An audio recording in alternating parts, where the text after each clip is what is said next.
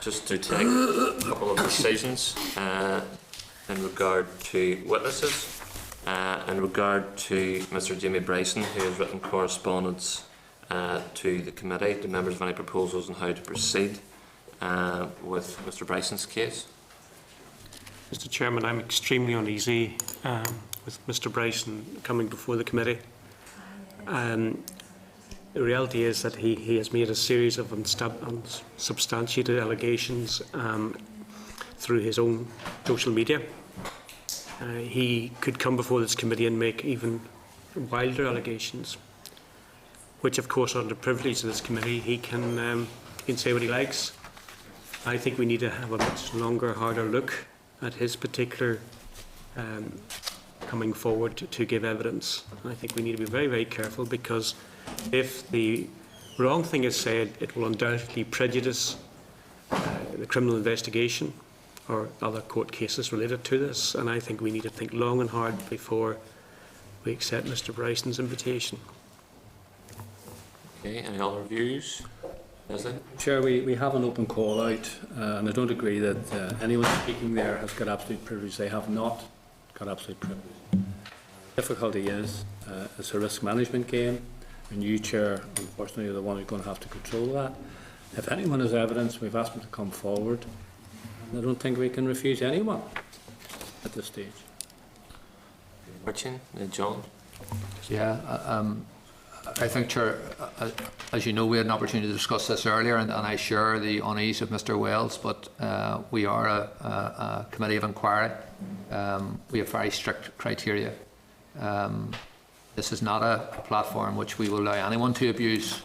If Mr. Bryson sticks to that criteria, he will be able to have a platform here on the relevant issues. Many issues on which he has been sounding off are not relevant to this inquiry, but I presume that you will chair it very robustly, and if there's any effort to abuse our good offices and abuse this inquiry, that you will bring that to a halt. So in those circumstances, given that we have made a public call, I think that we are obliged to hear those who come forward and wish to give evidence. Okay, John? Thanks, Chair. I mean, I agree with Leslie on this and Martin, I think, because if we put out the open call on this, we've known from we started this process. I think I said to the committee when we were first talking about whether to do an inquiry, we literally either do this, write out our tight terms of reference, or else we park the entire thing until after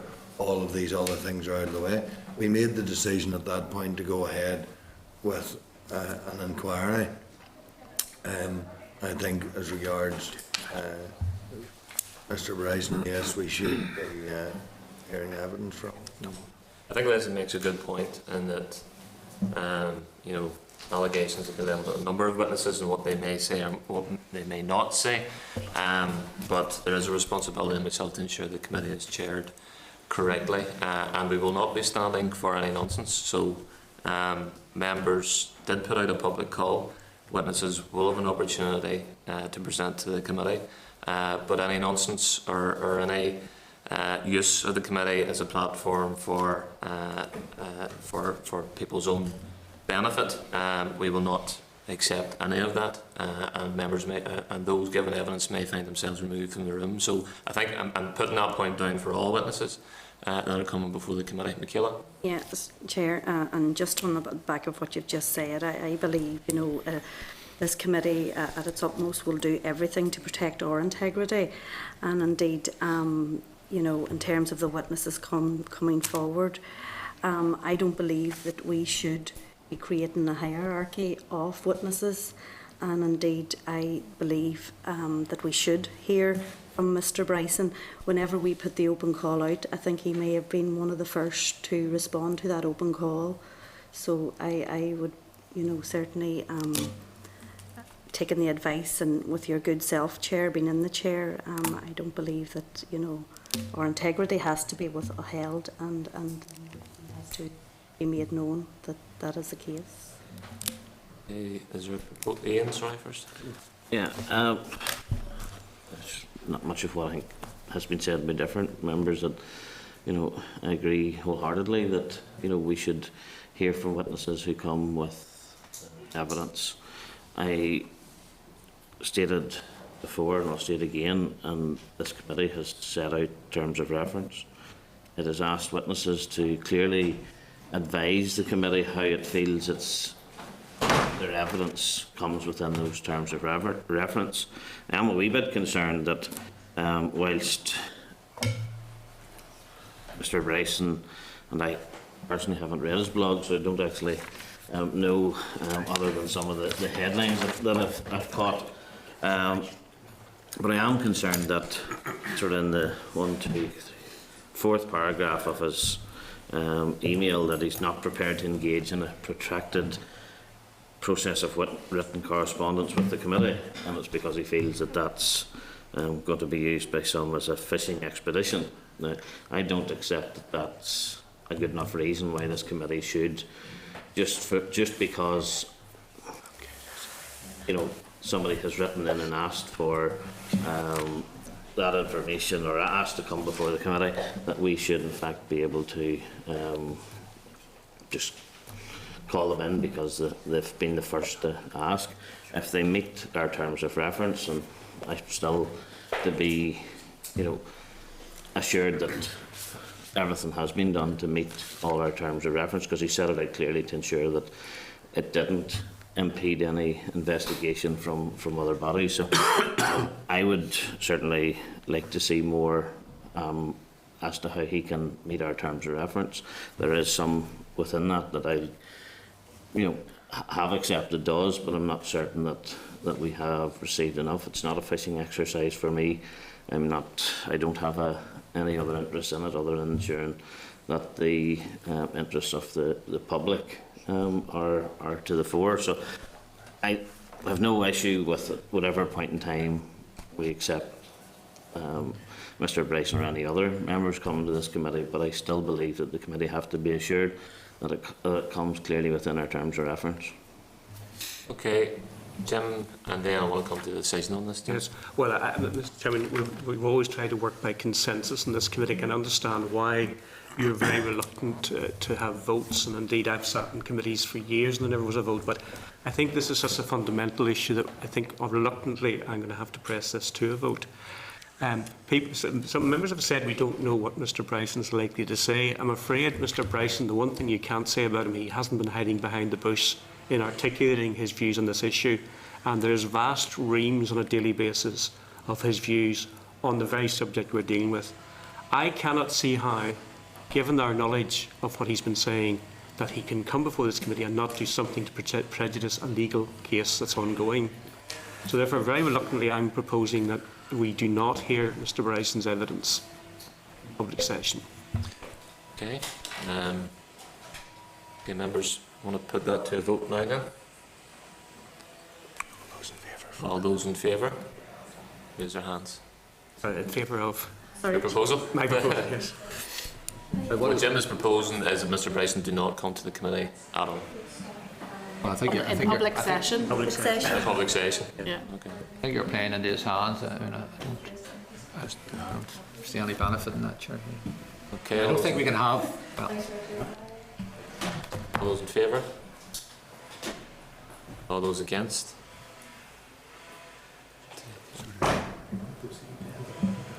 Okay, motion falls. Any other proposals the members want to proceed? Marching? Sorry. I think the logical corollary to that is that we hear Mr Bryson, but we affirm again, Chair, that you are in the chair, that this will not be a free for all, that this evidence that Mr Bryson or anyone else presents will be within the criteria, and that you will do your job robustly as chair to protect our good offices and the integrity of this inquiry. So yes, I propose that we hear him at a time to be agreed.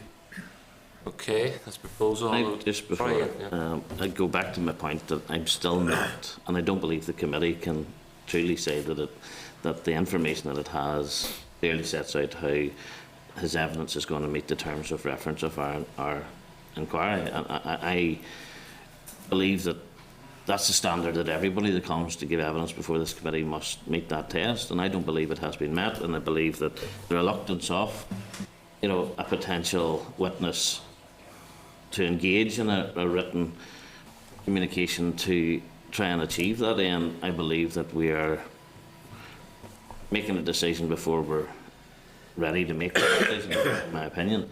And it's in that grounds, if it's straight, we call him, yes, but we call him whenever we're content that he has met the terms of reference that we have set out. It's on that basis that I believe that we should call any witness, not just, it's maybe just because it sounds as though it's this particular witness, but that to me should be our ultimate, you know, desire to achieve in that sense, if you understand what I mean. Members, I'm very conscious of time. Judith? Yeah, just in relation to both Mr Bryson but also you know, the other witness, I fear that, you know, the committee has this is a very important inquiry, and we have put down some very strict terms of reference, and I think that we could jeopardise this inquiry if by rushing forward and doing something stupid, by trying to take evidence very quickly from people without us having, as a committee, gone down a route of a very strict line of questioning to keep us very much within the terms of reference. And I am concerned that we are rushing it into something that could end up jeopardising the whole inquiry for us.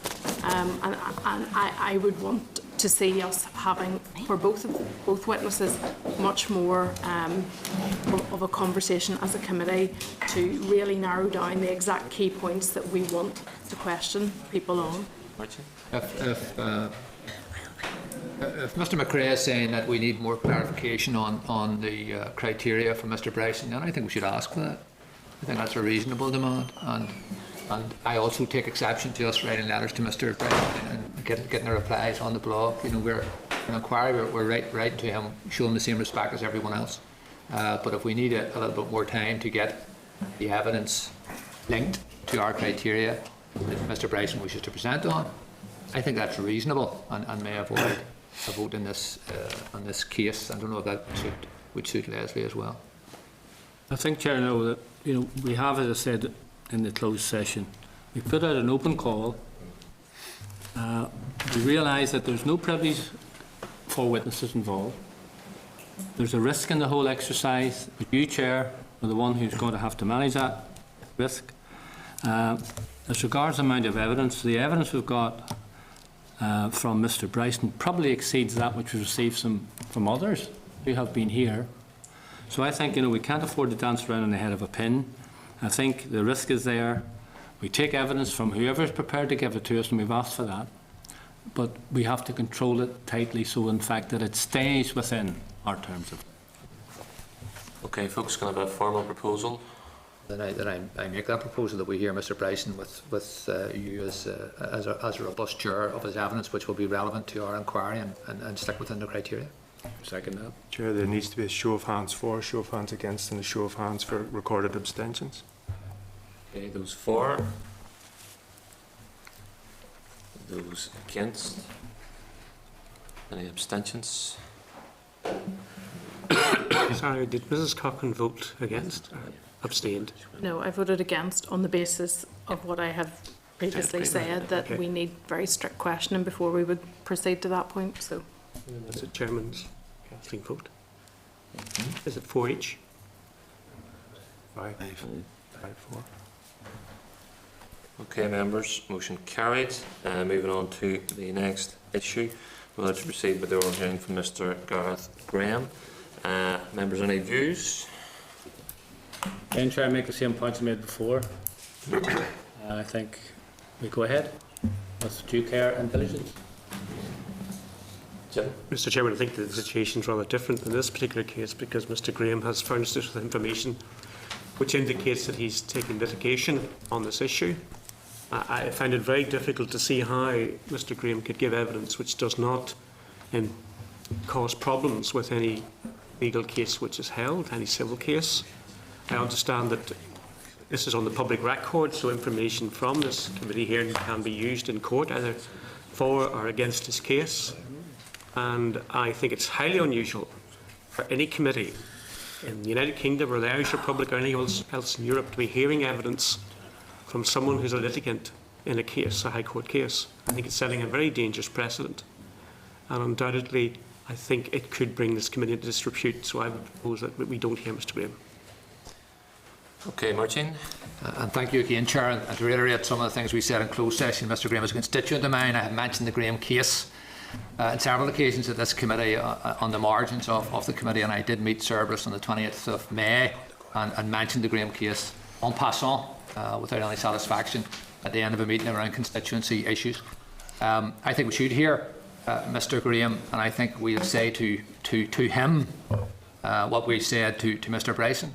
Stick to the criteria, expect no favours at this committee or from you. You will robustly chair this meeting to ensure that our committee is not abused or used as a platform for attacks. But I do believe that Mr Graham has evidence. We also know that in the Scottish Parliament case where they had an inquiry into the building of Holyrood, into the Parliament itself, that there were many legal cases going on at the time, but they still managed to have an inquiry.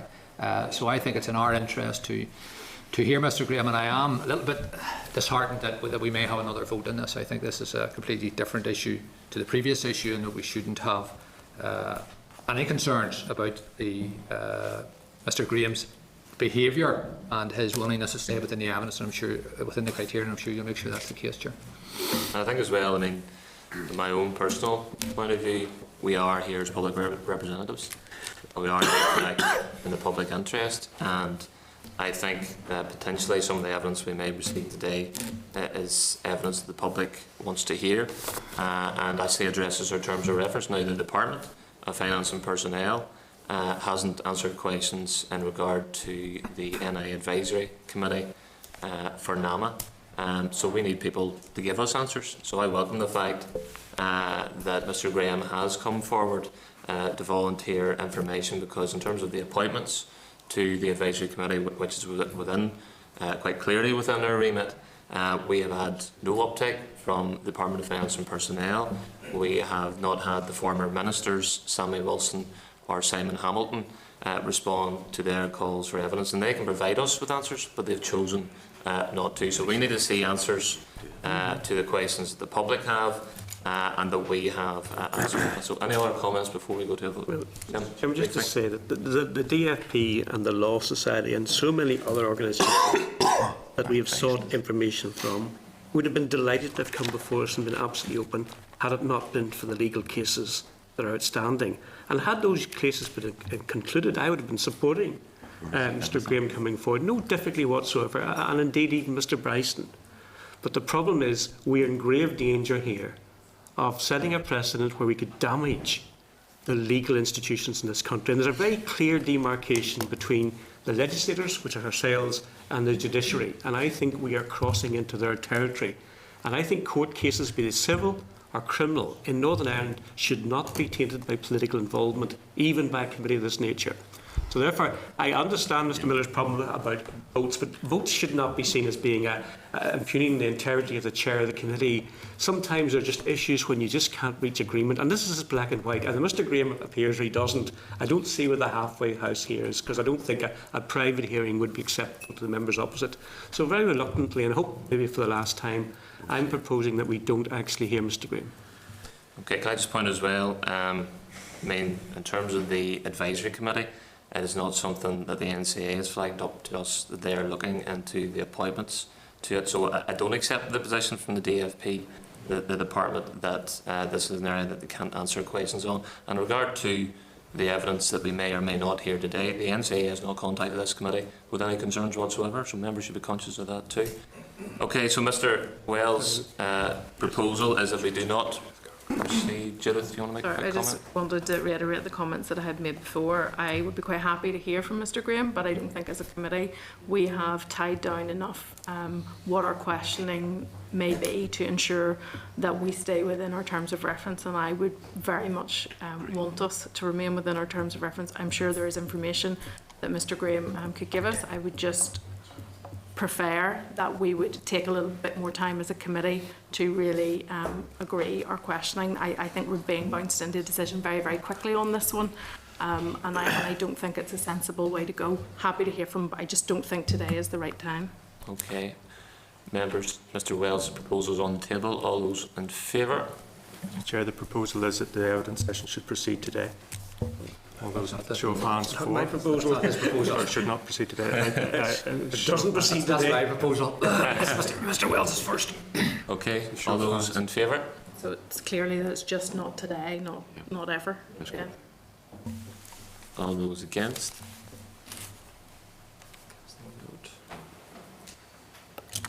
Okay, then Martin, do you want to make another proposal that evidence is received today from Mr Graham? Yes, please, Chair, and I respect all the views that have been expressed today, and I do believe that everyone here wants to get to the truth of these issues, but I think that it will be helpful for us today to hear from Mr Graham, and I would invite you to ask him to present his evidence today, and would trust, Chair, that you will chair this robustly.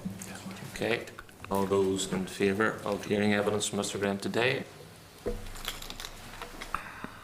All those against? Motion carried.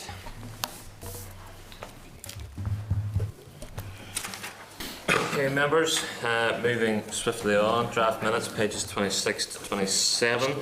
Members content that the draft minutes are an accurate record. Now, okay.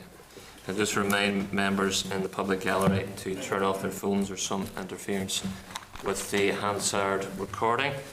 Moving on to the evidence session with Mr Gareth Graham. At last, you can come forward. Okay.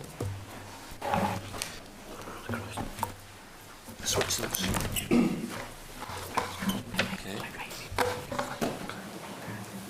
Okay, members, we have Mr Gareth Graham, accompanied by Mr Niall Murphy, solicitor, advocate and partner at KRW Law. You're both very welcome to the committee. And I also state that I will be robust in ensuring that this evidence session is not used as a platform for any legal case. Obviously, you'll be well aware of the parameters in which you have to remain within. Bear in mind, members, discussion during this evidence should remain within the committee's terms of reference. Okay, Mr Graham, would you like to make an opening statement to the committee? Yes, please, Chairman. Thank you, Chairman, for accepting my offer to attend today. For the record, I am joined with my solicitor, Niall Murphy. I am Gareth Graham.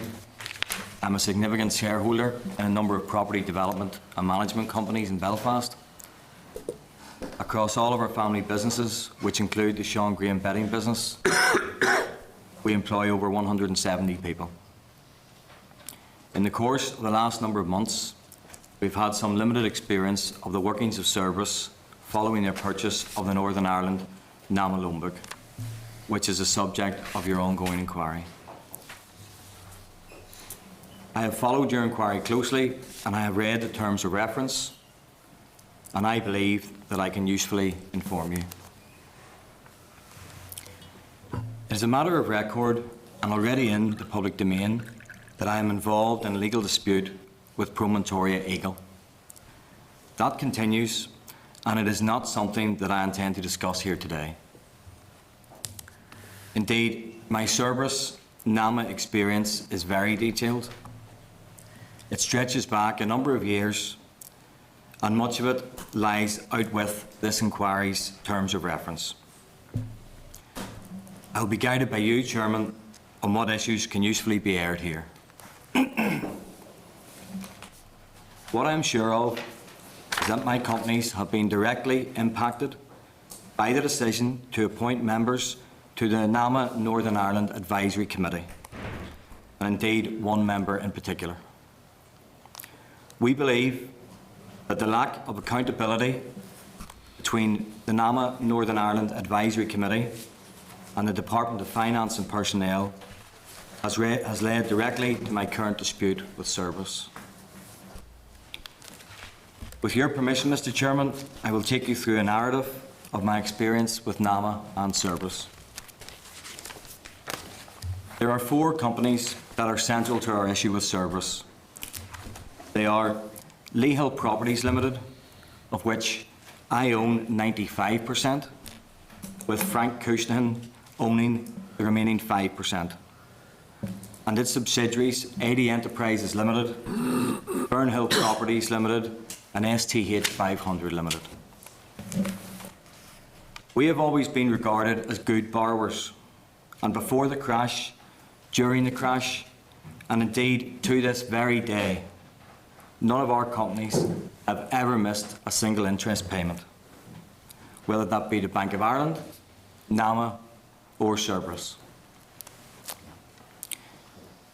In 2014, Cerberus, using a company called Promontory Eagle Limited, bought NAMA's Northern Ireland loans for a reputed 27% of loan values. On the 10th of September 2014, we attended our first meeting with Cerberus and their administration people at Capita. They outlined their position and sought our proposals of how we intended to repay our loans. Prior to the meeting, we had been quietly optimistic that we would enjoy a positive and mutually beneficial working relationship, given the fact that in our previous dealings with Bank of Ireland and NAMA, we had repaid £19 million in capital and interest payments. We sat in the waiting room for 15 minutes, and our meeting with Cerberus lasted 6 minutes, from 11:13 a.m. to 11:19 a.m. It was a disaster. There was no discussion. Cerberus simply asserted that all the loans they had purchased had an average weighted lifetime of 18 months, and that business plans were required from us within the next 4 weeks. There was absolutely no regard paid or interest in the previous 4.5-year period during which we had been working to the NAMA business plan. During the meeting, Cerberus claimed to have valuations of the assets trending towards par. That is to say, in the sum of £33 million, which was, to my mind, wholly implausible. We had valuations of £18.5 million. The Cerberus valuations were not produced, and the schedule of assets was not clarified, despite our repeated requests. On the 8th of October 2014, we submitted our proposals, which in general terms were to sell off the properties and pay Cerberus sales proceeds, and to do this either in a very quickly or over a longer period. The longer sales process would have realised more money, as there would have been no fire sale disposals. We based our proposals on professional valuations. During a follow-up meeting on the 21st of October 2014 with Cerberus and Capita, they stated that our proposals were not acceptable. They were now seeking £27.75 million and gave us a list of funders whom they wished us to talk to. In good faith, we met with each of the funders they had suggested, and by February this year, we had put together a funding package and submitted an offer. However, an arranged meeting with Cerberus was cancelled by them, and we were told, without discussion, that our offer and our package were unacceptable. Throughout the remainder of February and into March 2015, we wrote to Cerberus and finally met them on the 19th of March. We were informed that they intended to appoint administrators against our companies, and in fact, when I returned to my office following the meeting, letters demanding full repayment of the loans, approximately £33 million, within 24 hours, were awaiting us. These letters had actually been posted the night before the meeting. On the 24th of March 2015, we received a telephone call at 1:08 from Ernst & Young, informing us that they had been appointed as administrators over our companies. our legal challenge to this appointment is ongoing. Since our case has become public, a number of other borrowers have approached my family and I to ask how we are progressing in our challenge, and in some cases to seek advice as to their own circumstances. In these cases, the borrowers are unwilling or afraid to speak out against Cerberus for fear of repercussions. In many instances, they have given personal guarantees, guarantees which we never, ever give. And they need to keep Cerberus on side as far as possible. Indeed, my experience is that Cerberus's approach, in reality, is that they are ruthless, unjust and unreasonable, which is at odds with the assertion that Cerberus's involvement in Northern Ireland would be good for the economy. I can just encourage you to try and come back to the terms of reference. Okay. There is a direct link between how we have been aggressively treated by Cerberus and the appointments made to the NAMA Northern Ireland Advisory Committee. In 2005, an external business advisor was recommended to my family to provide corporate advice on how best to maximise the potential of our family businesses. Frank Cushnan was appointed chairman of our business and received a 5% shareholding. He operated from an office within our building between 2005 and 2008. It is a feature of our business practice, in accordance with Her Majesty's Customs guidelines, that we retain the details of all bets. As such, we record all calls which come in or out of our office. That is known by all our staff and all of our directors. There are certain assertions that I am 100% confident in making because I have listened to calls made by Frank Cushnan during that period. Those calls, and there are literally thousands of them, include conversations with multiple business people, public officials, bankers, solicitors, accountants, and politicians. I am eager and will continue to assist the law enforcement agencies in several jurisdictions with their ongoing investigations, including making these tapes available. But for the purposes of today's hearing, I am advised that I can only refer to issues which fall within your terms of reference. At that time, from 2005 to 2008, two of Ireland's other leading bookmaking firms were sold. One for approximately £135 million and another for £25 million. Instead of developing our business in the manner that we had anticipated, Frank Cushnan set about trying to sell our business, which would have involved his recouping a significant return for his 5%. There followed a breakdown in the relationship with Frank Cushnan, which ultimately led to his departure from our companies. I now know from his telephone calls that he was intent on destroying our businesses after he left. And indeed, while he was in his post as our company chairman, he had already started to impugn and ruin our reputation. For example, on the 3rd of September 2008, Frank Cushnan said, and I will remove the use of the expletive, "Thank God I'm worth a good few quid elsewhere. But I'm telling you, my shareholdings will be worth sweet F all by the time I'm finished." Frank Cushnan left in October 2008, just as a global financial crisis was occurring. Our attention very quickly became focused on running our existing businesses. In May 2010, Frank Cushnan was appointed to the NAMA Northern Ireland Advisory Committee by the Finance Minister, and by October 2010, 5 months later,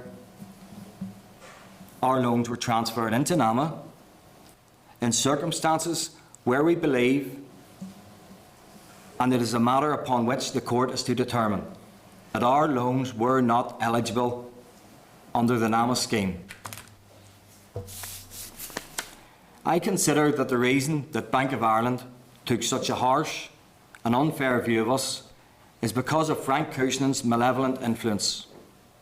I retain recordings of Frank Cushnan's telephone calls, which leads me to this conclusion. As an example, and to illustrate my point, on the 4th of October 2008, Frank Cushnan said, and again I will remove the expletives, "I am doing hundreds of deals. I have got multi-millions anyway. If she thinks I'm going to get wound up over 5%, if I walked off the park, I would do so much damage behind the scenes. You know what the shares be worth? F all. By the way, if it becomes 5% of nothing, I don't give an F. It doesn't matter to me." The she to whom he refers in this call is my mother, who is sitting behind me today. Frank Cushnan's appointment to the NAMA Northern Ireland Advisory Committee and the subsequent lack of accountability or oversight of his work by the Department of Finance and Personnel led, in my view, to our being put into NAMA, thereafter service, and our current legal battles. It is important to note that in 2010, Frank Cushnan relinquished his shares in our trading business SP Graham Limited, but retained his shareholdings in 4 of our property companies. This was of no interest or consequence to me at the time, but I now understand that this is an issue of great significance in the overall context. When Frank Cushnan was appointed onto the NAMA Northern Ireland Advisory Committee in May 2010, he would have been obliged to have disclosed his interests under Section 30 of the NAMA Act 2009, which states,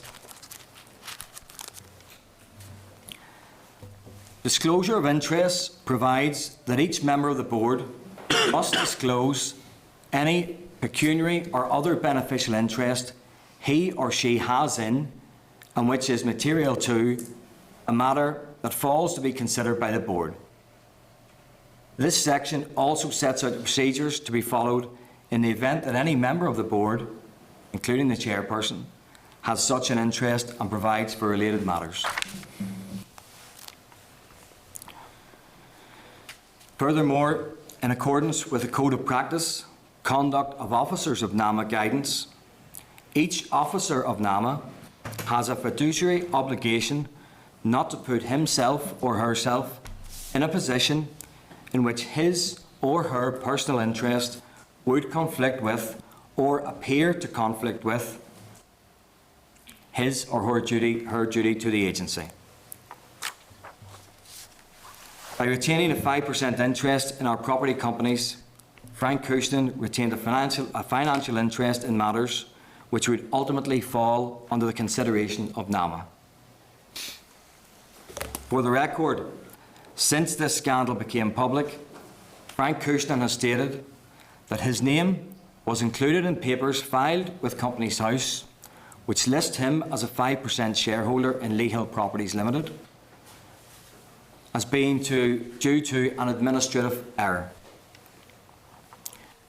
A statement issued on his behalf reads, "Frank Cushnan resigned from the SP Graham Group approximately 7 years ago, and at that time relinquished all equity interests in the group and associated companies."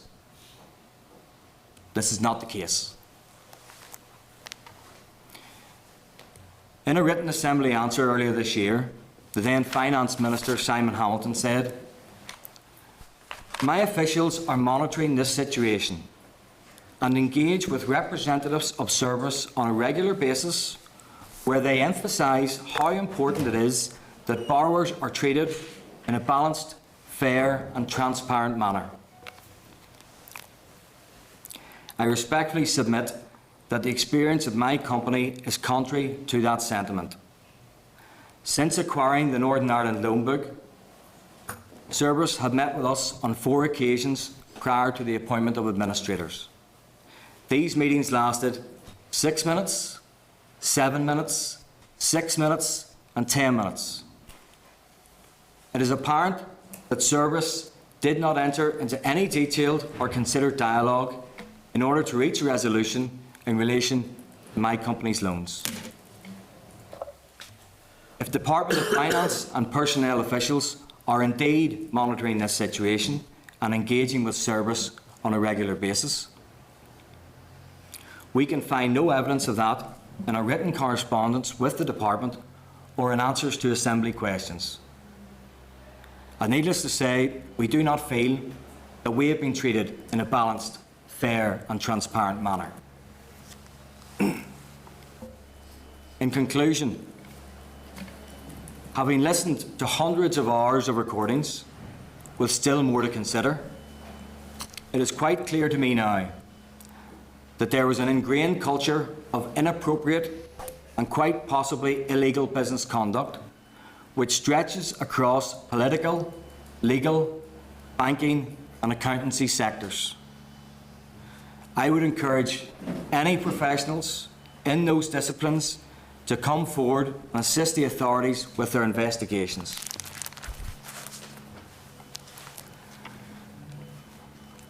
I have spoken with the National Crime Agency and have also contacted and await confirmation of a date to make a complaint to the PSNI in relation to criminal offences which I consider have been committed. I have also complained to the Securities and Exchanges Commission in Washington, DC as to the inappropriate political relationships and potentially unlawful banking relationships which are disclosed in these recordings, which I consider merit SEC investigation in respect of potential breaches of the Foreign Corrupt Persons Act of 1977 in the purchase by Cerberus of my assets which are retained in the portfolio of Project Eagle. I'm happy to assist the committee with any questions that you might have. Thank you, Mr. Graham, and I think members would agree that's extraordinary testimony, and thank you for coming forward and providing evidence to us. You said in part of your testimony that in terms of your loans that they should not have been in NAMA. Why would they not have been in NAMA? Could you just clarify that for us? Our loans should not have been in NAMA, Mr. Chairman, because they did not meet the criteria to go into NAMA. What was criteria? There was eligibility criteria. We did not meet our loans did not meet the eligibility criteria. So do you know who decided to put those loans into NAMA? It's a question that I would like answered. It's a question that I believe in due course we'll get to the bottom of. Okay. So who would have made that decision? Bank of Ireland. Bank of Ireland. Okay.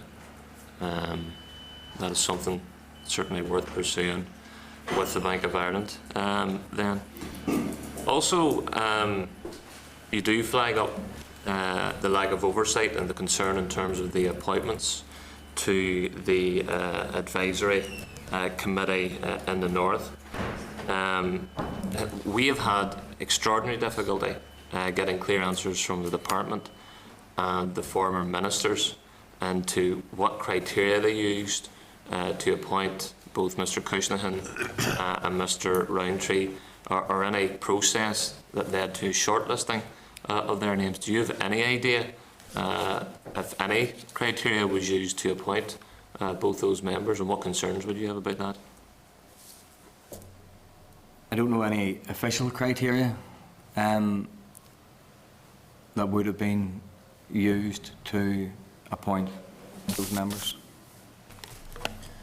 Would you agree that it would be in the public interest for the Department of Finance and Personnel and the former ministers to clarify what criteria was used for those appointments? I believe it's essential. We have also asked people to ask the same question and received no adequate response. And also, would you believe that the Irish Government and the Department of Finance in the South should release all information and files it has in regard to the appointment of both Brian Rowntree and Frank Cushnan? Because obviously this isn't just an issue for us, it is an issue for the Irish taxpayer, and to regard to the advisory committee in the north, and ultimately the sale of the NAMA portfolio in the north. Yes, I would encourage that. You made reference to some extraordinary evidence that you have on tapes. Would it be possible that transcripts of that evidence could be provided to the committee? Sorry.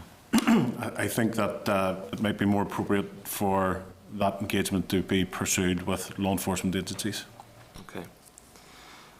Also, you stated that obviously you weren't successful in terms of getting out of your loans, but some people did in regard to the NAMA portfolio. Why was that? Very good question. Our record was impeccable. We can see no reason for the actions that have been taken. We had a funding package in place with people we were told to go and talk to. We regard it as extraordinary that our offer and funding package were refused. And in regard to the actual sale of the Project Eagle portfolio, of which there has been obvious controversy in regard to the issues around the Isle of Man bank account, which we are not going to go into. But do you think that the Project Eagle sale was corrupt? I think that it's my view that the circumstances and the process around the sale of Project Eagle merit investigations by multiple law enforcement agencies across multiple jurisdictions. And to come back to the appointments to the NAMA Advisory Committee, what criteria should have been used to appoint people to that particular board, given the importance of it? And how important were those positions? Extremely important. Certainly, some published criteria should have been used. The general public should be able to refer back to published criteria, and it shouldn't be the case that it was done for unofficial reasons. Okay, Michaela? Yeah. Thank you, Chair. And Chair, I'll be guided by your expertise in my line of questioning. You are both very welcome here this afternoon. Thank you. From what I'm hearing from yourself, Mr. Graham, is that you feel clearly that you've not been treated favourably, whilst it has been reported that others, namely Lagan Holmes, Adam Armstrong, Noel Murphy and Paddy Kearney, have been given a softer landing. Do you know if this was the case? We never sought to be treated favourably. We sought to be treated fairly. We haven't been treated fairly. I don't know the circumstances of other people's loans and portfolios. I can't give evidence in that. I only know the circumstances of my own. We had never missed an interest payment ever. Through the crash, the bank meltdowns, we had never, and to this day, we have never, ever, ever missed an interest payment. There was no, there's no reason to attack us. relationship with the bank was a fairly good one as well, obviously. Yeah, it's a long-standing, exclusive banking relationship.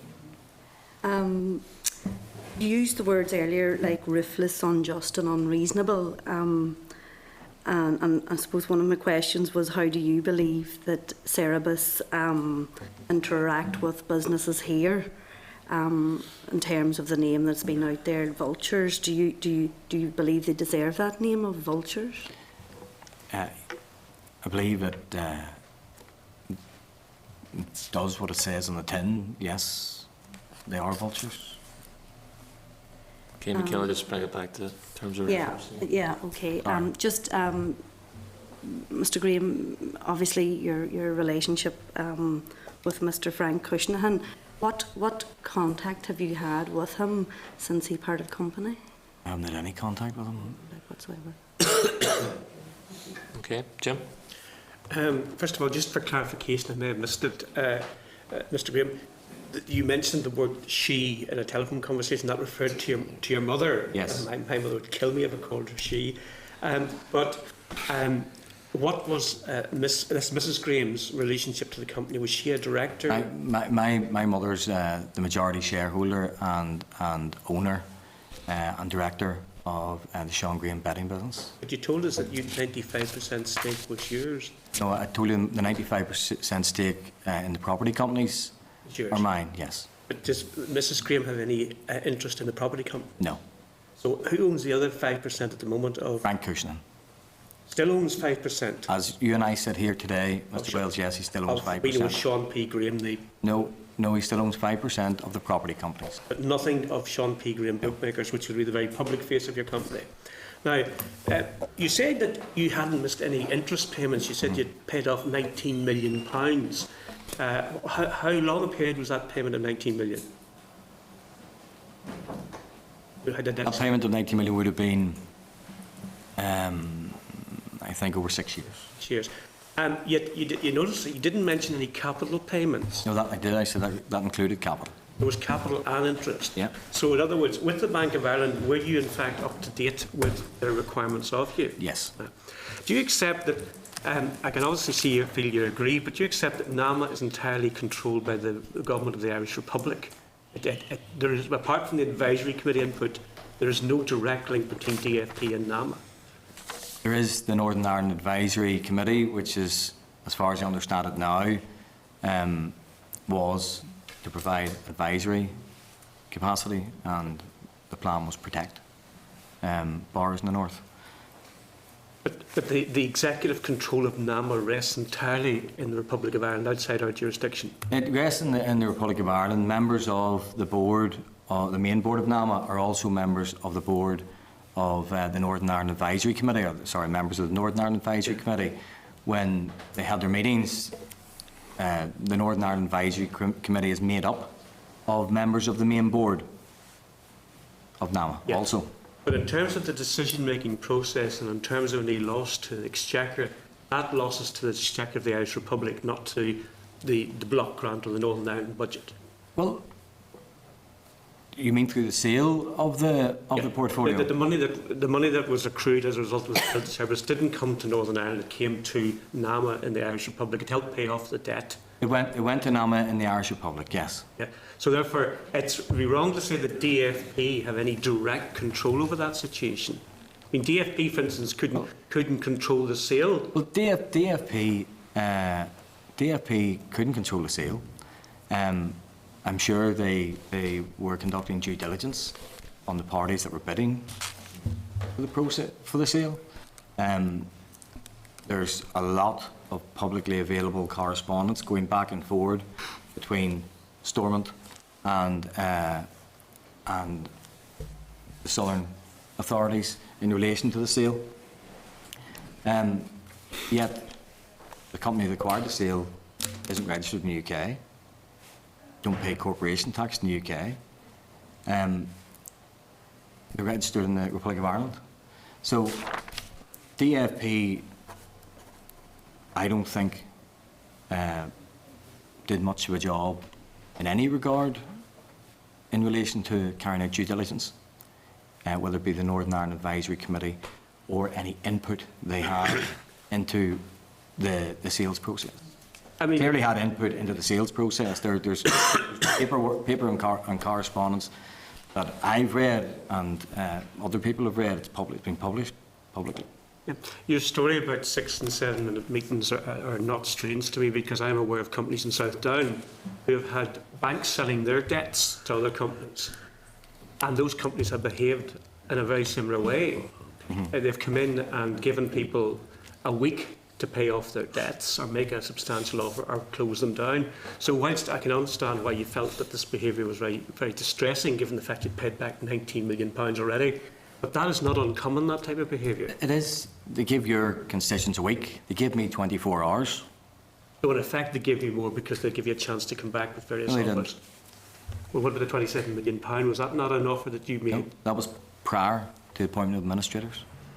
Yes, but there was one. I was given 24 hours. No, I received a letter which gave me a demand letter for the full amount, which gave me 24 hours to come up with the money.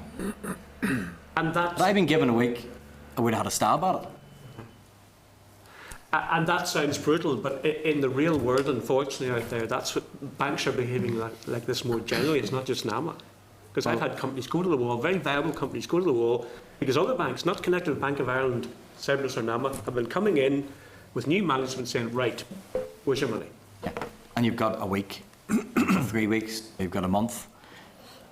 Have any of your constituents had 24 hours to... Not that I'm aware of, no, but I mean, it's still very I'm not aware of anybody else receiving a 24-hour demand. That's what I received. The letter was posted the night before. By the time I received it, it was giving me 24 hours to come up with £33 million.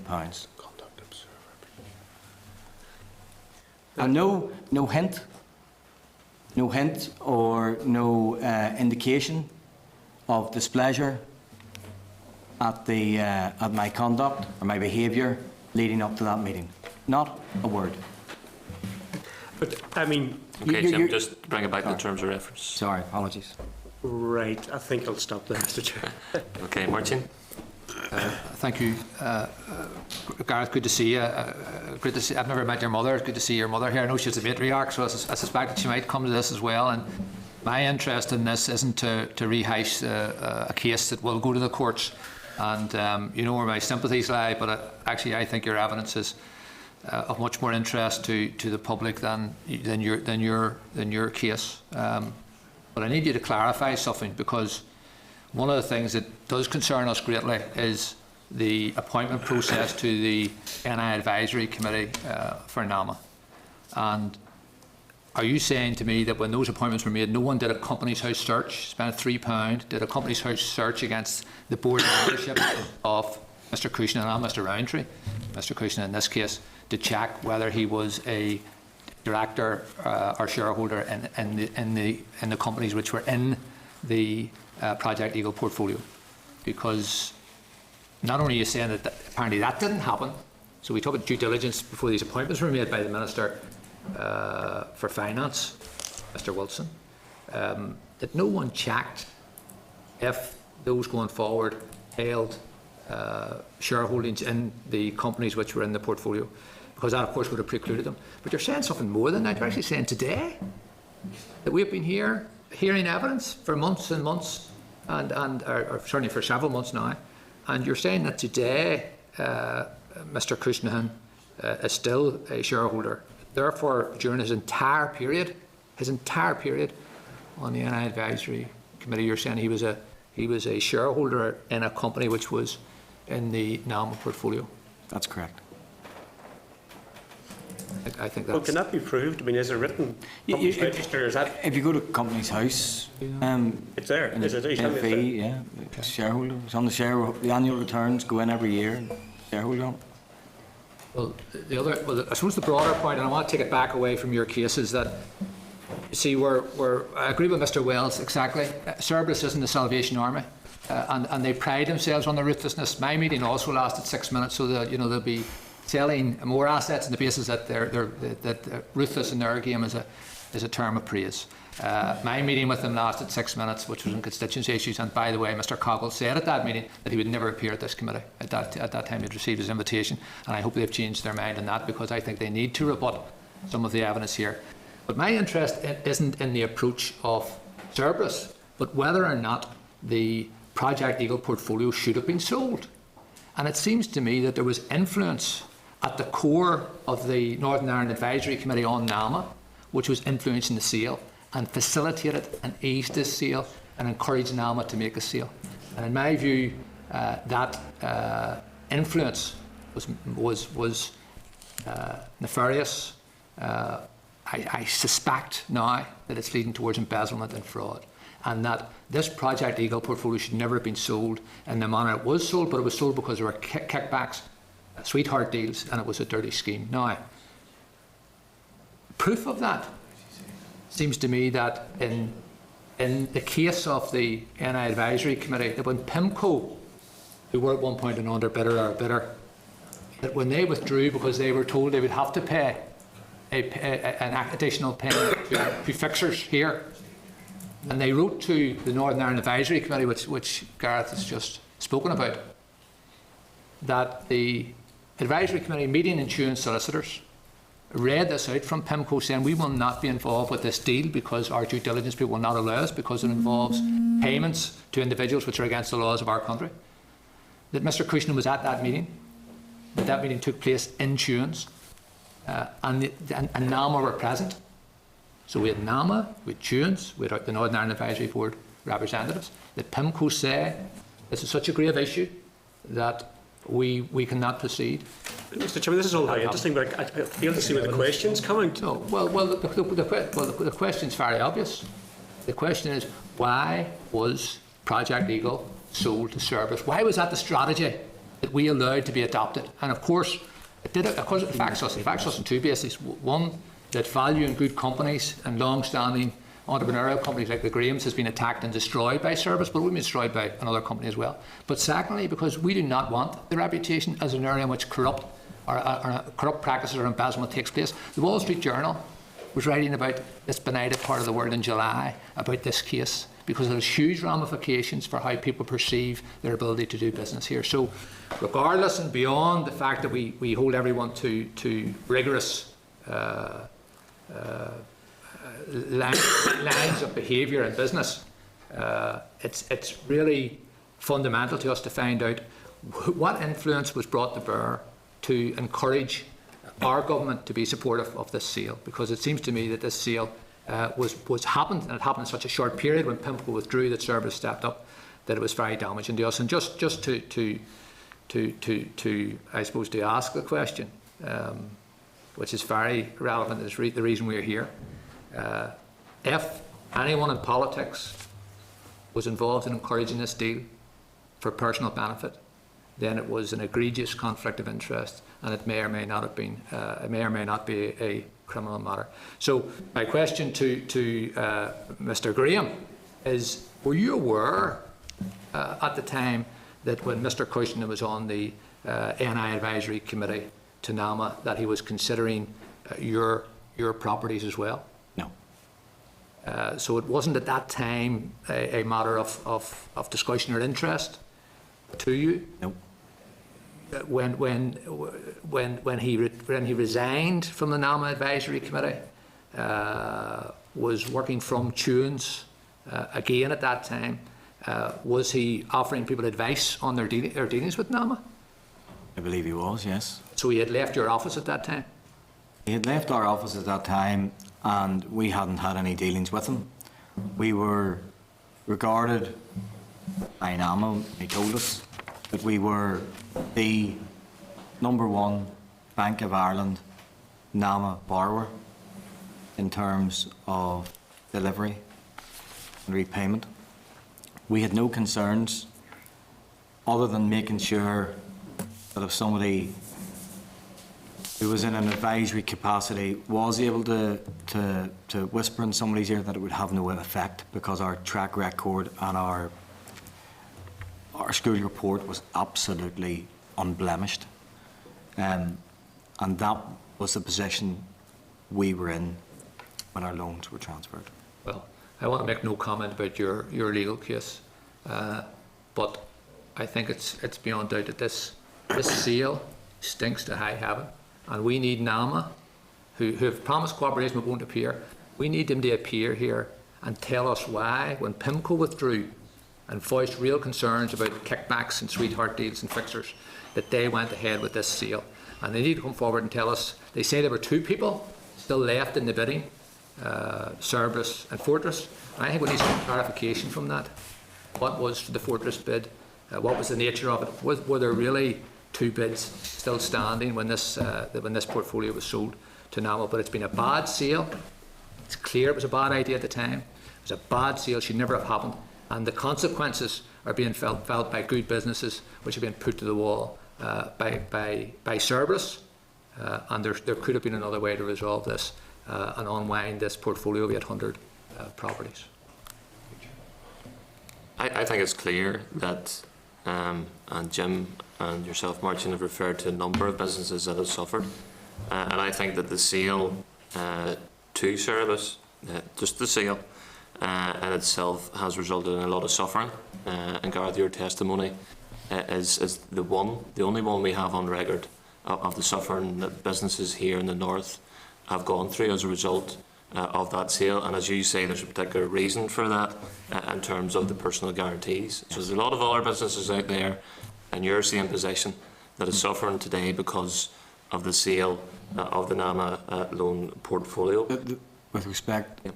I don't know of any business out there that's in the same position as me, where a member of the NAMA Northern Ireland Advisory Committee is a shareholder in their companies. They have we now know, we didn't at the time, that there's a stated intention to damage my companies by the member of the NAMA Northern Ireland Advisory Committee. He has a role in the sales process of Project Eagle, and my companies are subsequently attacked.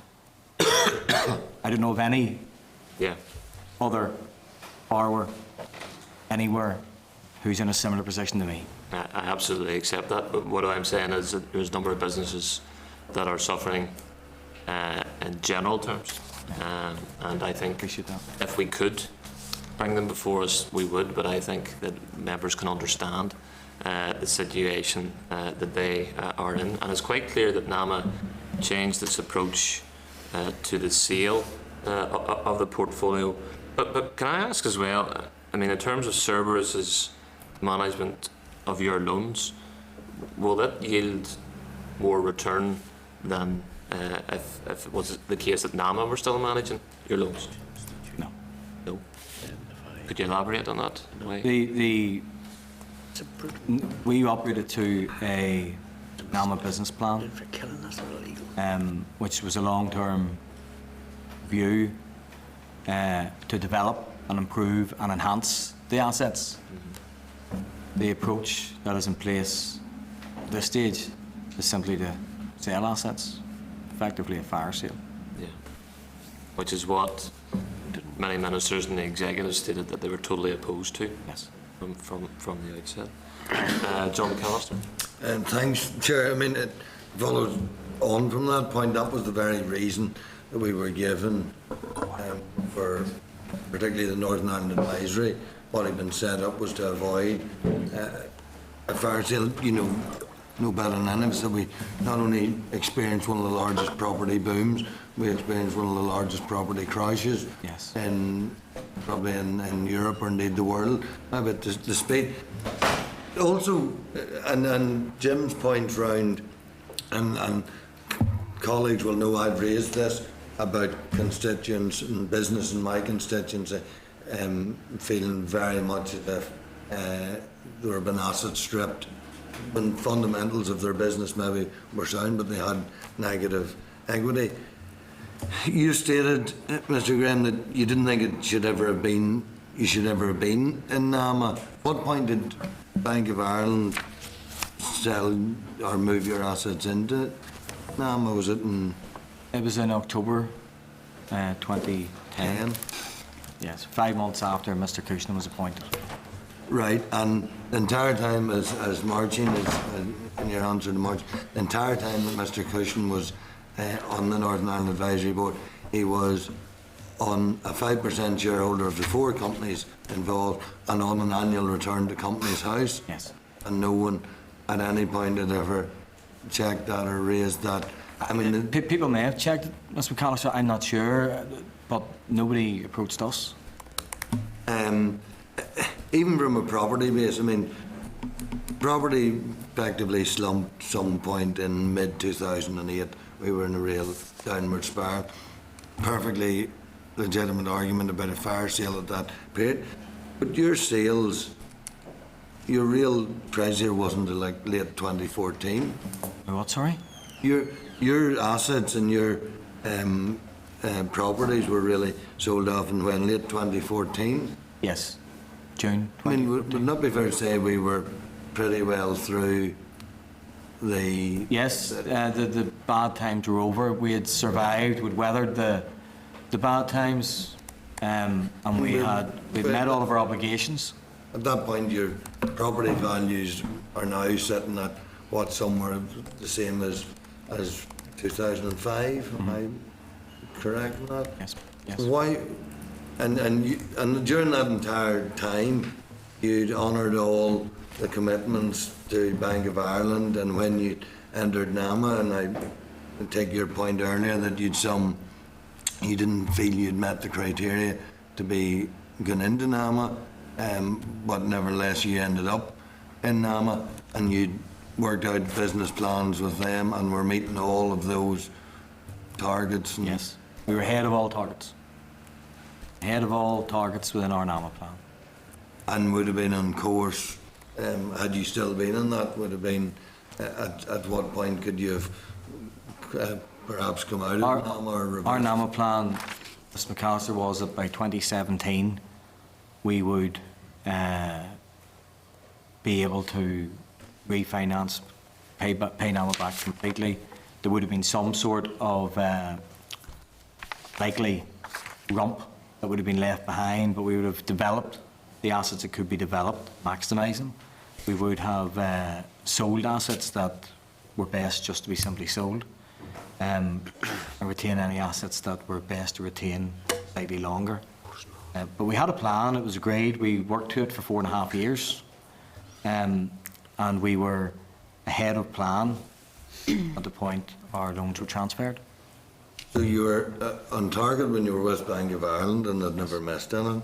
When you went into NAMA, you were on plan and should have been effectively, for any banker or NAMA structure, if you were on plan and not causing any difficulties, should not pretty well have been left alone to get on with? Yeah, well, we had a very good working relationship with the NAMA people in Bank of Ireland.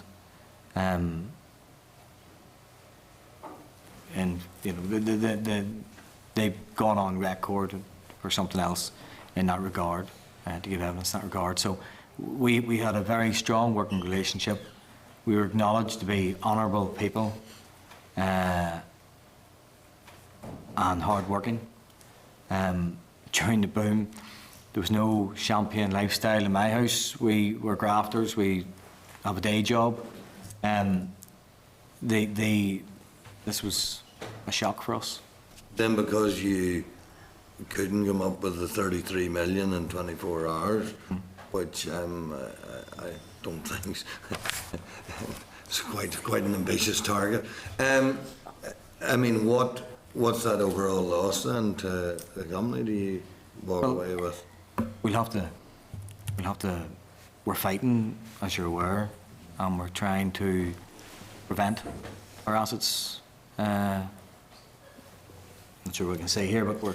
Yeah, I think we might be That's straying into issues that have been addressed in correspondence with the clerk.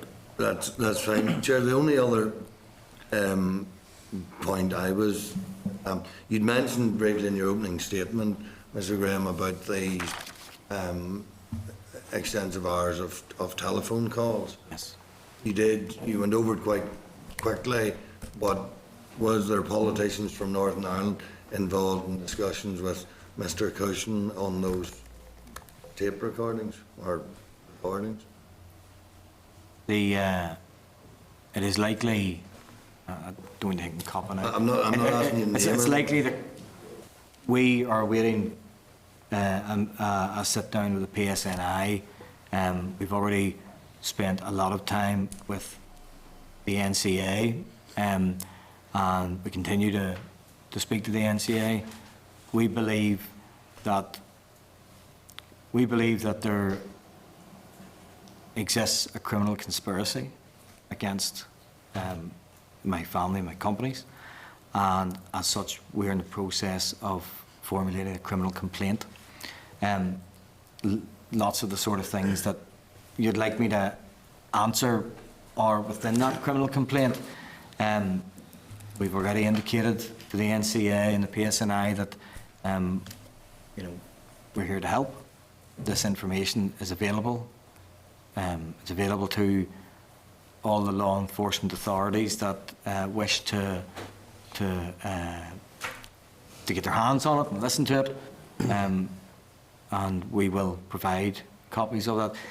They'd be better answering the sort of question that you're asking than me, because I don't want to jeopardise any sort of criminal actions or prosecutions, which I think it's will inevitably, flow. Okay. Thank you. Thank you very much.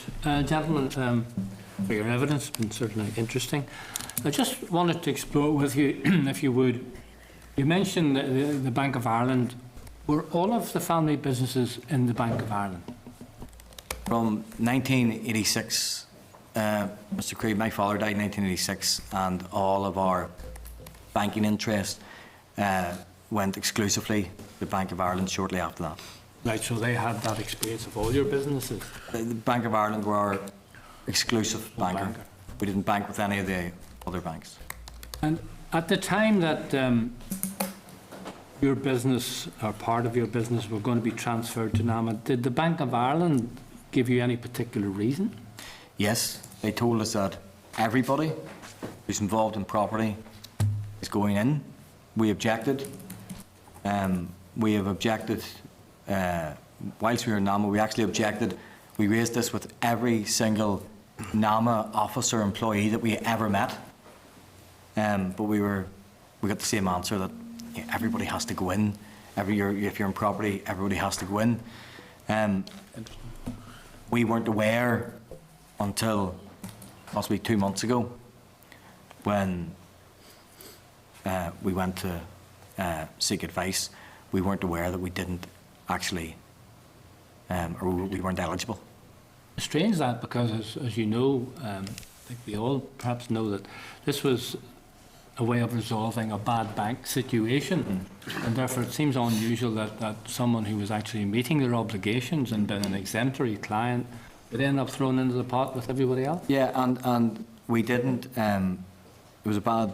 I appreciate the media term, the bad bank.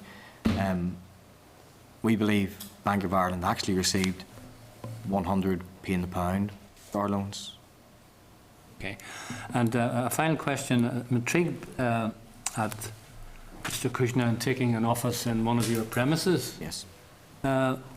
What was the reason surrounding that, or was that unusual, or did they not have another office anywhere else? Mr. Cushton was recommended to my mum as my mother is a good person who could bring expansion to the business and strengthen the business, and that he had lots of experience, and that would stand us in good stead. We welcomed him in. We thought it sounded good. He was on site then? We're a family business. He was working on site from our office, and part time. It was 2.5, maybe 3 days maximum a week. Okay. Thank you for that. Yeah, Jim? Yeah, just a couple of points to raised by others. First of all, it's absolutely crucial we tie down this issue about Mr. Cushnahan's involvement in your company, or your company's. He has issued a statement to say that 7 years ago he had detached himself from any connection with your firms. At that stage, presumably, his name would have been removed from the company's register as, would he have been a director or a shareholder? How would he have been defined? He would have been, at that time, he would have been a director and a shareholder. So presumably there's a set process here that you send off the appropriate form to company register. You tell them that you're no longer involved in the business and his name is removed. Now you're saying that the records would show that his name was not removed. No, I'm not saying that at all. I'm saying that at that time, Mr. Cushnan resigned as director. Right. But if you resign as director, you still hold your shareholding. Right, but would companies register not indicate that he held a 5% holding in? They do. But he is saying that he instructed companies register to remove all trace of his contact with your company. Now, could that have been an administrative error? Could have been if the paperwork just wasn't carried out properly? There is paperwork. There is paperwork, most recently, which has been circulated by an accountancy practice in Belfast. That paperwork is with our solicitors because, as I said in my opening statement, it isn't. What you're referring to, Mr. Wells, is the press statement which said Frank Cushnan resigned from the SP Graham Group approximately 7 years ago, and at that time relinquished all equity interest in the group and associated companies. That's Mr. Tweed's statement. Yes. Yes.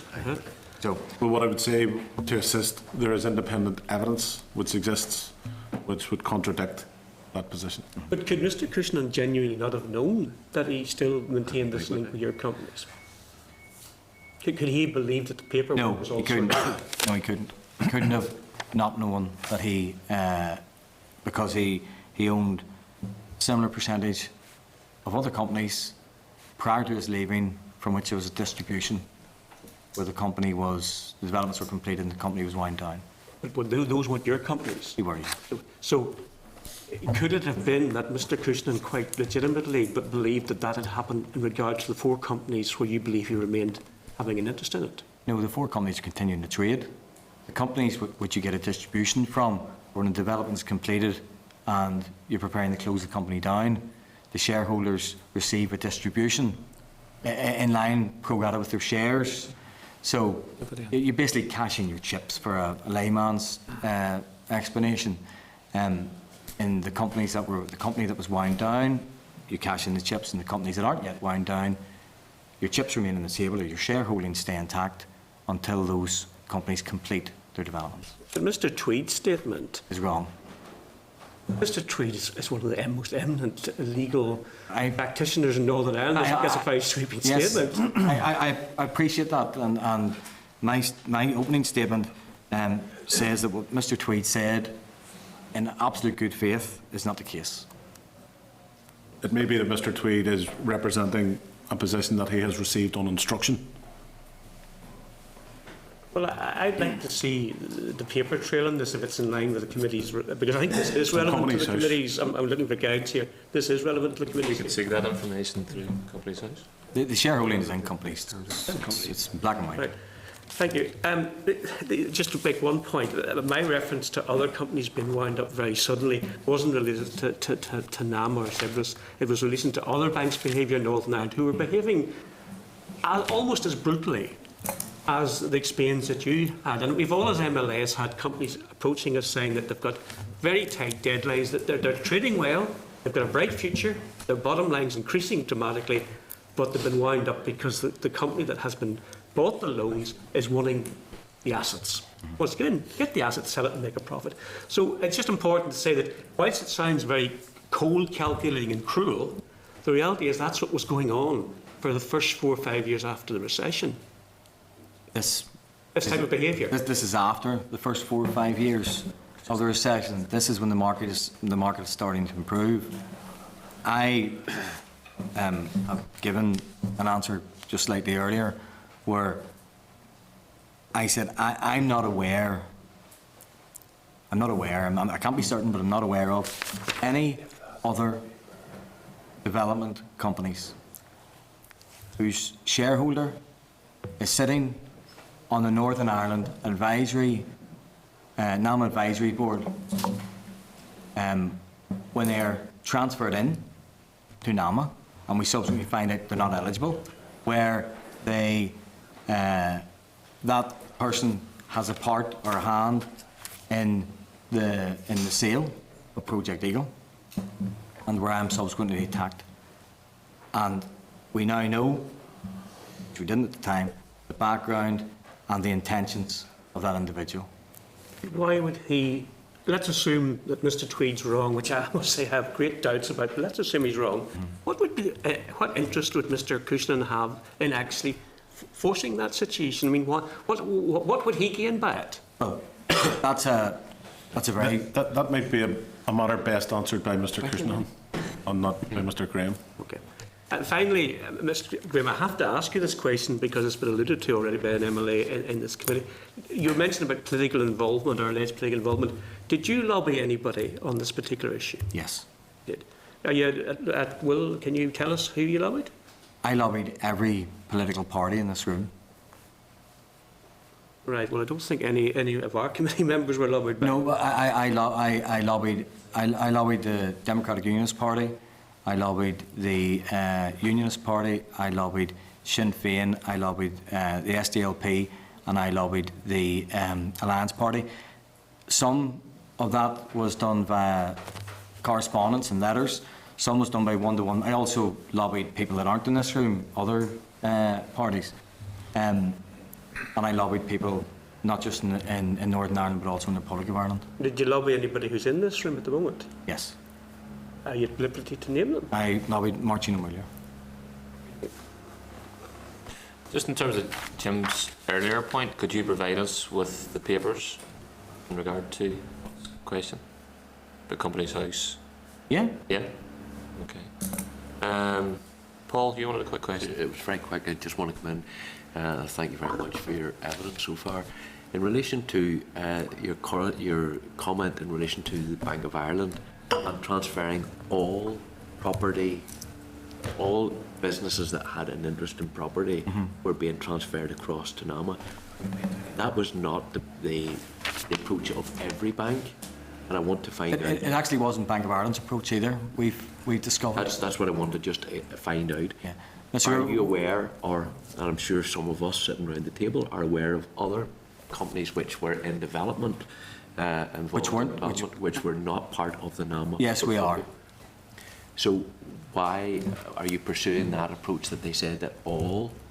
Because sitting across the table, that's exactly what they told us. Okay. And have you any confirmation from them other than the verbal? I've minutes of meetings, and I've other people in attendance at those meetings. And I had my objections that I had raised with every NAMA officer that I ever met, that I believe there's something wrong. We should not be here. And I asked, you did go through quite a detail in your statement at the very outset. In that statement, you did allude to, and I'm wondering about a timeline. Yes. When that meeting where the bank told you that your property portfolio was now subject of the NAMA into the full NAMA portfolio, whenever that happened, was Mr. Cushnan involved in your business? He wasn't a director in our business. Right. He was sitting on the NAMA Northern Ireland Advisory Committee, and he was a shareholder in our business. Okay. Martin, do you want another? No, I just want to, you had to point to the guilty man, but I want to put on record that several times in this committee since we started considering this issue, I've mentioned the Graham case, and I'm very happy to represent Gareth as a constituent and do what I can from, as he knows that when I did bring it up at my 6-minute meeting with NAMA, they said they knew nothing about it, so I haven't been very helpful to date, but I'll continue to lobby for anyone who believes that they have been poorly treated by Cerberus, as the rest of the MLAs here would do, of course. Gareth, can I just ask, in terms of Mr. Cushnan, could you tell us more about his character? How influential a figure was he? How influential a figure is he in terms of Belfast, in terms of business circles and so on and so forth? He's a very influential person. He held positions, public positions, in the office of the First and Deputy First Minister. He held a public position in relation to PEDU. He held a public position in the housing executive. He was, I'm not sure what the actual correct term is, but the head of the Harbour Commissioners, or the chair of the Harbour Commissioners. He's held a range of very high-profile public positions, culminating in the NAMA Northern Ireland Advisory Committee. So he would be in a position then, given his influence, to be of great assistance to a business, or Yeah. the opposite? Yeah. And in terms of his office within Graham's, when did he vacate that office, and did he move from Graham's office to the office that he had in Tuhan's? I don't know. Our relationship by and large ended in 2008. I was given the job of informing him that my family weren't at that point disposed to sell their business. And we agreed, well then, you know, he didn't want to stick around, so it would be appropriate to leave. And has been any contact or communication? There was a small bit of contact. If I met him in the street, up until very recently, I would have said hello. Not sure we'd do that now, with what we've discovered. Okay. And you made reference to the interviews you had with the NCA, Yes. and I don't want to go into the detail of those, given the conflicts of interest, but could I just ask, did the NCA contact you, or did you volunteer information? My solicitor, Kevin Winters, contacted the NCA on the 29th of July. Okay. That was our first contact with the NCA. Okay. And we've had subsequent contact and met them. Okay, members? Yep. Further questions? Gareth, can I thank you very much for your testimony? Thank you. I mean, there's a lot of issues that have been raised, and I think as a committee we need to go back to Sammy Wilson. We also need to go to the Department of Finance in Dublin and ask both parties what criteria was used to appoint not only Frank Cushnahan but Brian Rowntree, because it would be an absolute scandal if those two positions were appointed. Two positions of significant power, given the portfolio that was concerned, without any criteria. So I haven't seen any criteria. The Department of Finance and Personnel here also has a responsibility to now come forward to this committee and tell us what criteria was used in terms of the two names that they put forward to the Minister in Dublin. And also, obviously, there's a responsibility on the Dublin government to volunteer information as to how they signed off on these appointments, because from your testimony, people are free to contest what you've said as well. From your testimony, you have suffered greatly as a result of one of these appointments, you allege. So I think it is important that we establish what the processes were in regard to the appointments to the advisory committee in the North. I think there's a greater need now for NAMA to come before this committee, and I believe there's also questions being raised now in terms of Bank of Ireland, which need to be probed as well. So can I wish you well, Mr. Graham? Ian, you want to? Yeah, Chair, I think it's important. The issue that was raised on a couple of different occasions about the due diligence and who's responsible. I think we have a duty as well to find out exactly whose responsibility is for due diligence. So it was part of what you're saying. We can seek to find clarification of, is there due diligence responsibilities with DFP, or do they rest solely with the Republic of Ireland government? So if we can clarify that as well. Okay. Okay, Gareth, thank you very much. Thank you very much. I wish you the very best. Thank you. Thank you. Thank you. Thank you, guys.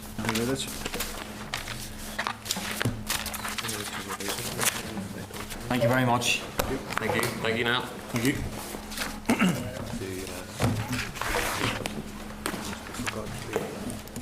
Mrs. Graham, the other side of the door.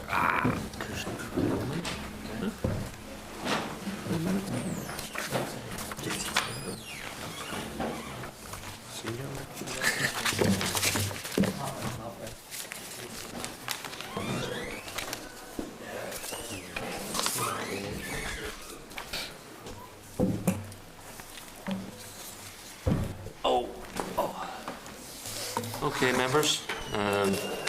Anybody want to make a comment or any reflections on the evidence session? Mr. Chairman, it's incumbent, I think it's relevant to this committee, that we tie down completely this issue about the link between Mr. Cushnan and those 4 companies after 2007 into 2008. It's black and white. I mean, I'm sure that our research people through Companies Register and the Stock Exchange, etc., can find out exactly who's telling. We've got 2 eminent solicitors telling us 2 totally different stories here, and it's absolutely crucial, the link that's being alleged by Mr. Graham of Mr. Cushnan to his companies. That should be a black and white issue that should be solved quite quickly, and I think we as a committee, in addition to asking for the information, need to get that material ourselves. Any other? Sorry? I think, Chair, there are a lot of questions. Maybe you can bring me up to date. And my interest really isn't in the court case, because it's just one case, but it does still have some interesting questions. But the most interesting questions for me is why was this strategy pursued of selling the NAMA assets? And I don't know if we've written the Fortress yet, but it seems I would love to know where. We now know that 2 of 3 people involved in this bid were told that there would be, I think we can only call a kickback of £7.5 million, and PIMCO withdrew because of that. We know that Service made that payment, and that's why we're all here, because we were trying to find out who was to benefit from that. But I would really think Fortress, I don't know if we've had communication with, they were the underbidder, apparently. Were they also subject to this? Were they also supposed to pay a company which would pay a company? It seems to me the more we look at the deal itself and why it was pursued, the more questions it brings up. And it's also clear that there were certain individuals who were urging this policy upon government, saying that this was the right thing to do, and they had an interest, which of course we didn't know about until the £7.5 million payment was appeared. So we don't want to interfere in the NCA territory. I don't want to get involved in Mr. Graham's individual court case, but there are so many questions that PIMCO could help us with, Fortress could help us with, and of course Service. And I think that will help try and dispel, I think we'll try and clarify, and hopefully help us clarify and get to, and I think showed again today that we all want to get to the truth of what happened here. Okay, members content to commission research in line with Jim's point, and also to issue an invitation to Fortress to attend the committee in line with Martin's proposal. Also, I think we need to write to the department asking them to forward us what criteria was used to shortlist those 2 names before they were sent to the department in the south. I think we've already sent a number of written questions to the department in Dublin, but I think that equally is crucial. You know, a lot has been said about Frank Cushnan here today. He was put in a very, very powerful position. We need to know if the Department of Finance and Personnel and the Minister, Samuel Wilson, put forward Frank Cushnan's name for a very powerful position within the NAMA board on the basis of sound criteria, because quite frankly we have received nothing in regard to that. Or indeed, did they do any background checks? Yeah. I mean, as Jim has rightly pointed out, it's not going to be exactly rocket science to find out was Mr. Cushnan a shareholder of these companies. And I think you could probably argue, had he resigned as a shareholder, given up as shareholder maybe in 3 of them, and had been an oversight maybe in 1, but on 4 companies to be a shareholder and not know about it. Just, I'm slightly worried here because there was a situation involving an MLA many years ago where he had removed himself, he had bought property from a certain individual. That individual's wife remained on the deeds of the house. When the media exposed this, it transpired that he had genuinely asked to have the name removed, and that mistake had been made by Land Registry. So it's not beyond the terms of possibility that someone has given directions to have his name removed. He has genuinely believed that, but it hasn't been done. So the question is, could Mr. Cushnan have known that he was still having an involvement in these companies, or was it reasonable for him to believe he was long since out of the situation? So I think it's absolutely crucial we get the wording and the actual text to show one way or the other, because that Mr. Tweed, must have looked at this very carefully before he issued his statement. I mean, you raise a good point, Jim, and there's a number of questions here for Frank Cushnan, and he should also be given an opportunity to respond and uphold his character, so to speak. And I know we can't go near the NCA investigation in regard to a number of parties, but we could certainly send written correspondence to Mr. Cushnan through the esteemed Mr. Tweed, asking him to respond to a number of points raised in the witness session today, including the one raised by Jim Wells. So our members agreed to do that as well. Great. Okay, members, moving on to correspondence and next steps in the inquiry. I can refer members to the email correspondence from the former Finance Minister Sammy Wilson at page 30, and the previous correspondence from the committee at pages 31 to 32.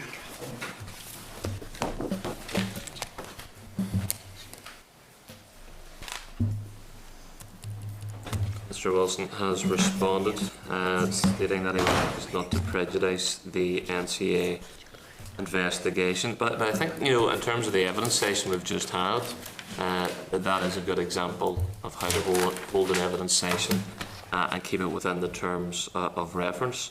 So I would propose we again respond to Mr. Wilson, asking him to respond to the urgent matter of the criteria which he used to shortlist the two members for the NI Advisory Committee for NAMA, and that we will be asking questions strictly within the terms of reference, and he will receive a fair hearing, as Mr. Graham has had today. I think his questions, I think Mr. Wilson is not a shrinking violet, and I think his questions about the NCA and their advice to us, I think we should share that with him as much as possible. And I know we're seeking another meeting, and although our next meeting with the NCA may be the chair and deputy chair, maybe all the parties, and that'll be in private, but I think we should have no hesitation in sharing our advice from the NCA with anyone who seeks it, and the sooner we're able to bring Mr. Wilson in, the better for everyone. Chair, there's also likely to be evidence in the old files. Mr. Wilson talking to us about that, perhaps at the time. Have a look at that. Okay, members content to move forward on that basis. So, Chair, just to recap on what's agreed in respect to Mr. Wilson, to write to him, first instance? Yeah, I've outlined the criteria. I'm picking up off the video feed anyway. Yeah. And then Martin's points and Leslie's points as well.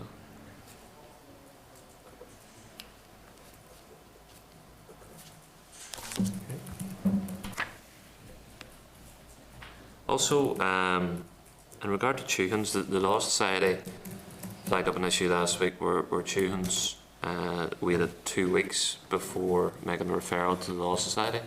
I think we should write to Chuhans just to clarify what the 2-week delay was for. And also, I think it would be useful for the committee if we, and I've already raised this with the clerk, if we can have a timeline in regard to the events, because you can get lost and the amount of detail we're coming across here. So if we can get an updated timeline taking into account the evidence session today as well. There was a question at the last committee, Chair, which maybe our researchers can help us, or maybe Ewan's can help us, or someone at the NCA, but where is the £7.5 million? I presume it's an escrow, but I would really like to know where it is and what the status of that is. i.e., are there people waiting in the belief that they're going to get that £7.5 million? So I wouldn't mind getting some clarification on that. I don't think it should be a state secret, just who is holding that money. I've been told it's safe. It's a fair question. I mean, the Law Society has responded to that question, so I'll give Chuhans the opportunity to respond. If they choose not to, they choose not to. So. Moving on, any other business? Can remind members it was agreed in principle to travel to the Oireachtas potentially on Thursday the 17th of September for an informal meeting with the Dáil Public Accounts Committee to discuss issues of mutual interest in relation to the NAMA Project Eagle Seal. Can I advise members the committee staff will contact them individually to check availability in this regard. Can I advise members that the next meeting... Sorry, Chair, just the dates for the meeting with the NCA. They've offered the 4 dates. Monday the 28th of September, Tuesday the 1st of October, Friday the 2nd of October and Monday the 5th of October. So Thursday the 1st of October. So that's it, Monday the 28th of September, Thursday the 1st of October, Friday the 2nd of October and Monday the 5th of October. So it's just we'll check availability of members for those. Okay, members? Sorry, just before you begin, Andre, Oh, yes. we normally send someone to, or maybe more than that, to the annual Northern Ireland Economic Conference in the Culloden on the 20th of October. It looks particularly interesting this time. There's quite a lot of interesting speakers in it, and certainly I would be interested myself, so perhaps you could have a think so. And I can't remember how many we sent or whatever. There's a charge for it, isn't there? Yeah, Chair, in the past I think one member went on behalf of the committee and then reported back to the committee on the main proceedings. Yeah. Is it you happy to attend on their behalf? Yes, if I'm happy with that. Members content? Okay, next meeting then will be Wednesday, 9th of September at 10 AM. Meeting closed.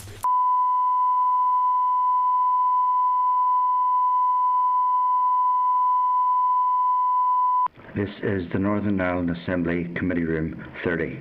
This is the Northern Ireland Assembly Committee Room 30.